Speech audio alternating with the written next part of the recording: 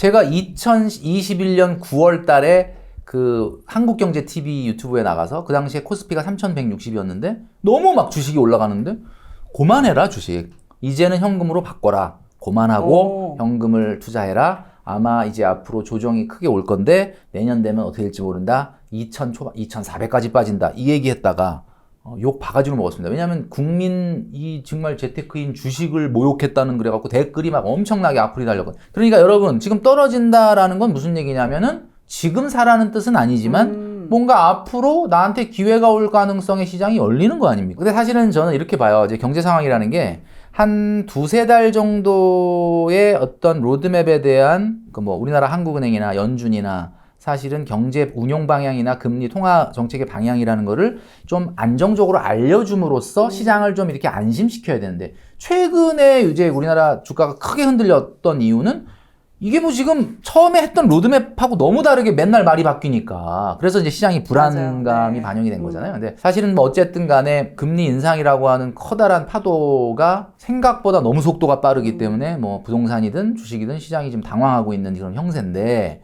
예를 들면 그래서 사실 섣불리 얘기하기가 쉽진 않지만 경기 침체에 이미 들어섰다고 봅니다. 저는 그래서 경기 침체라는 거는 항상 공식이 있는 것이 경제 전문가의 입장에서 놓고 보면은 지난 40년간 미국이 금리를 세게 올렸던 적이 4번 있었는데 그 4번 모두 다 경기 침체가 왔어요. 그 이후에. 거의 공식화되어 있는 건 이번에 금리를 올리게 되면 일정 기간을 두고 경기 침체가 올 거고요. 이미 왔죠. 뭐 미국이 지금 2분기 이상 GDP가 역성장을 했으니까. 그러면 이런 상황이라면 결국은 지금은 터널의 이제 초입이라는 거죠. 주식은 터널 초입에 사면 안 됩니다. 터널 들어가서 힘들어 그런데 저쯤 지나면 좀 뭔가 터널 끝나지 않을까? 뭐 요런 희망의 빛이 보일 때 사야 되는 거고. 그러니까 지금은 터널 초입이니까 조금 제가 봤을 때는 좀 신중해야 될 필요가 있고 아파트 같은 경우는 어차피 아파트는 주식하고는 다른 자산이에요. 아파트는 어차피 이제 필수재화이기 때문에 아무래도 이제 그 수요가 가격에 비해서 좀 비탄력적인 재화입니다. 비탄력적이라는 거는 그냥 비싸도 산다 뭐 이런 얘기인데 워낙 금리가 높다 보니까 지금은 금리 인상 속도에 대한 가늠이 지금 너무 안 되는 지금 상황이니까 지금은 당연히 아닌 상황인 거고 작년 2021년 꼭대기가 가장 최고 정점이라고 네, 봤을 맞아요. 때 그 가격에서 어떻게 보면은 뭐 퍼센트로 굳이 얘기하자면 서울 아파트를 기준으로 보면 20% 이상 빠졌을 때가 뭐 실수요자들 같은 경우는 뭐 그때 사라라는 거 아니라 그때부터 슬슬 뭔가 기회를 봐라. 그렇게 이제 접근을 해야죠. 어차피 기대 수익률이라는 게 투자 자산은 아니니까 집이. 그런 면으로 좀 접근하면은 제가 봤을 땐 괜찮지 않을까. 그럼 지금 현재는 일단은 그런 기회를 보기 위해서 좀 예적금에 좀 집중을 해야 되는 상황이네요. 그렇죠. 예. 지금 뭐 주식을 하기는 좀 쉽지 않죠. 그러니까 이제 예적금이라 그러면 많은 분들이 인플레이션 때문에 예적금보단 투자를 해야 되는 게 아니냐라고 얘기하는데 경제를 잘못 알고 있는 거예요. 인플레이션이라는 거는 그 엑스포스트라고 그래서 경제학에서는 사후적 개념입니다. 사후적 개념. 그러니까 뭐냐면 이미 발생한 일을 얘기하는 거예요. 그러니까 앞으로 뭐 우리가 지지난달에 6.3%까지 갔잖아요. 네. 소비자 물가지. 6.3%가 생긴 데가 아니고 생겼다는 얘기야. 그러니까 이미 그건 지나간 얘기고 앞으로는 어쨌든 인플레이션은 뭐 절대값은 현재 아직 높지만 완화되는 분위기니까 완화된다는 얘기는 뭐냐면 여러분 인플레이션이 완화된다는 거는 기대 인플레이션이 좀 빠진다는 네. 얘기거든요. 얼마 전에 요 며칠 전에 이제 우리나라 주식이나 미국 주식이 굉장히 반등을 했잖아요. 이게 반등한 원인이 뭐냐면 미국 국채 10년짜리가 금리가 조금 인하되면서 이게 도대체 무슨 얘기예요? 라고 질문을 많이 받았는데 미국 국채 10년짜리 금리가 떨어진다는 얘기는 기대 인플레이션이 좀 떨어진다는 의미거든요. 그러니까 기대 인플레이션이 좀 떨어지니까 이제 좀 금리 올리는 속도를 좀 조절하지 않을까라는 기대가 이제 주식시장에 반영이 된 건데 그렇다면은 기대 인플레이션이 빠지면 여러분 실질 금리는 빠르게 올라갑니다. 그렇기 때문에 이런 때는 예적금을 해야죠. 1순위는 대출을 상환, 2순위는 예적금.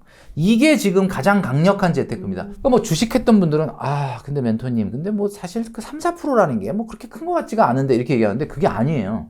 어디선가 3, 4% 마이너스가 나는데 오히려 지금 나는 3, 4% 먹잖아. 그러면 이거 8% 먹는 거야. 그러네요. 그러니까 실질금리를 봐야죠. 그러니까 명목금리를 보지 마시고. 그래서 실질금리는 빠르게 상승 중이니까 예적금에 집중하셔라.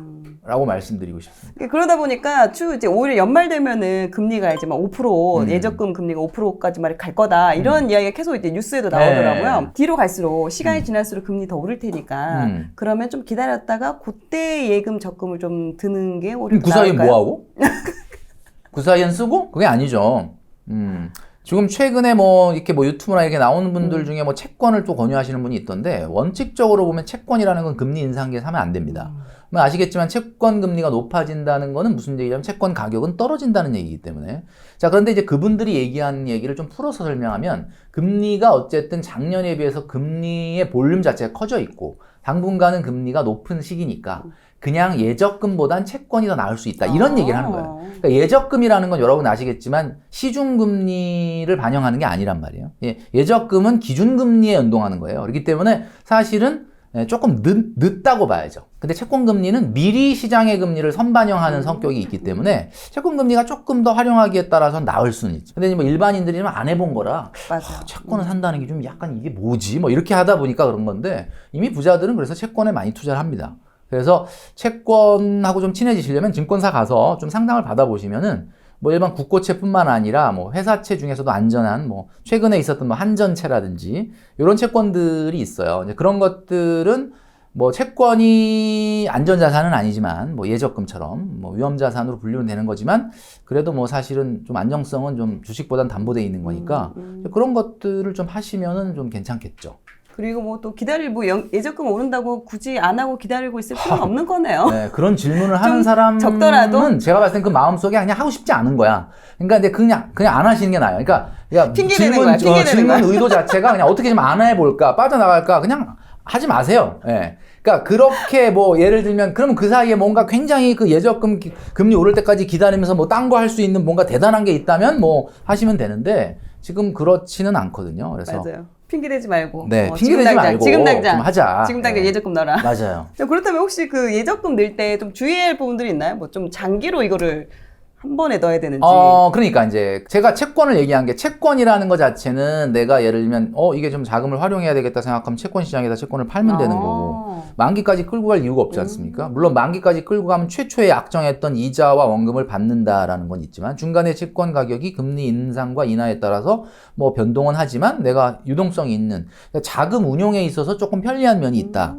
예적금이라는 건 그냥 또 만기까지 꼭 가야 될 것 같고 근데 이제 그 금리가 빠르게 올라가면 이게 이제 금리를 빠르게 업데이트는 안 해주니까 되도록이면 6개월이나 1년짜리 금리로 이렇게 돌리시는 게 좀 좋을 것 같아요. 너무 장기로 하시는 거는 금리 인상기에는 좀 지양하시는 게 좋지 않을까라는 생각을 합니다. 6개월에 1년 단위로 하고 또 이제 목돈을 한 번에 하나에 넣는 것보다 약간 쪼개서 넣는 것도 괜찮겠네요. 왜냐면 이제 필요할 때 아니 뭐 쓸 수도 있고. 일단은 그 최근에 이제 불거진 문제가 뭐 오늘 아침에 기사에도 나왔던데 이제 아무래도 이제 금리가 높은 이금융권에 대출을 받았던 사람들의 문제, 뭐 이제 상환에 대한 문제 이런 것들 때문에 저축은행들이 BIS 비율이라든지 네네. 저축은행이라는 건 아무래도 이제 리스크를 좀 많이 신용 위험이 많은 사람들한테 주로 돈을 빌려주는 그렇죠. 금융기관이다 보니까 이제 만약에 금리가 계속 이렇게 올라가고 신용 위험이 발생을 하면 막 집값이 막 전세가 이하로 떨어지고 이러면 어떻게 되냐. 그래서 최근에 이제 저축은행의 금리가 좋았지만 또 저축은행에다 하는 게 맞나? 뭐 이런 어떤 우려가 있어요. 그러면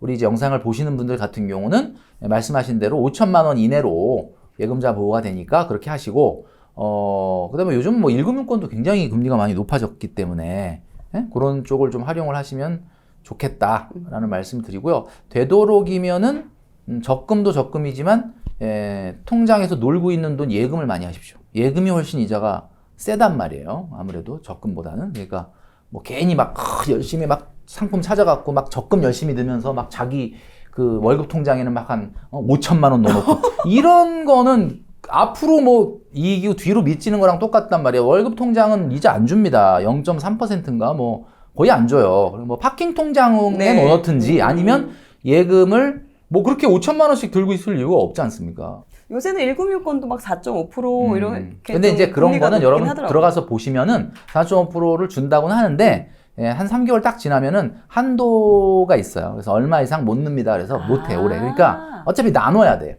해보다 보면은 야 이거 뭐 4.5% 그랬더니 봤더니 뭐 분기에 200까지밖에 안 된다는 돈 뭐 이러거든요. 그러니까 금액 제한이. 네, 금액 제한이 다 있죠. 그러니까는 그런 어떤 유인 상품의 높은 금리는 당연히 이제 우리은행으로 거래를 유도하기 위한 거예요. 그래서 현재 4.5%라 그러면 그거는 뭐 몇백만 원 적금을 할 수 있는 상품은 아닐 거예요. 그러니까 좀 잘 나눠서 이렇게 하시면 좋을 것 같습니다. 아, 이런 분도 계세요. 적금 또 중도 해지하는 거 아까워가지고.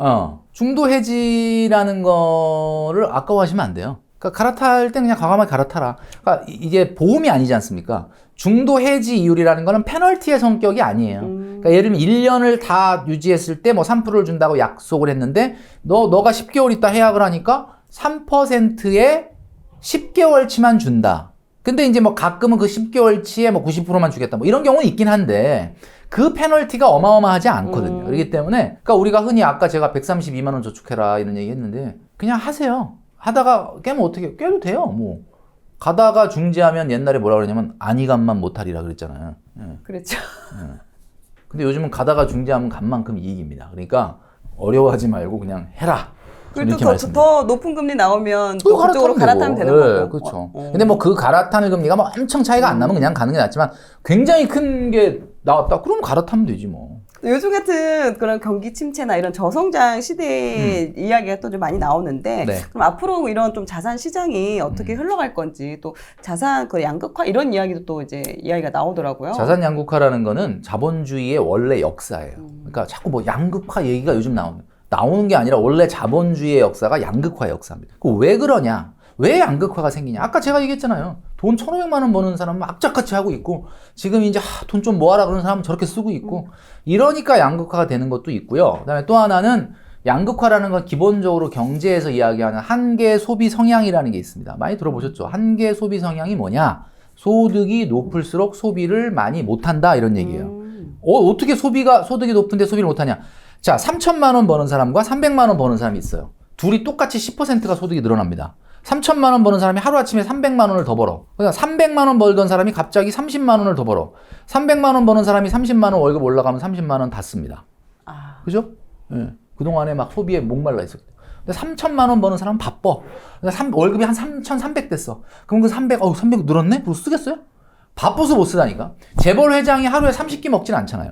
그러면 결국은 소득이 높은 사람은 잉여소득이 높아지는 거고 잉여소득은 자산으로 흘러가게 돼 있으니까 그분들이 사는 집, 그분들이 타는 차, 그분들이 들고 다니는 가방은 자꾸 비싸지는 겁니다.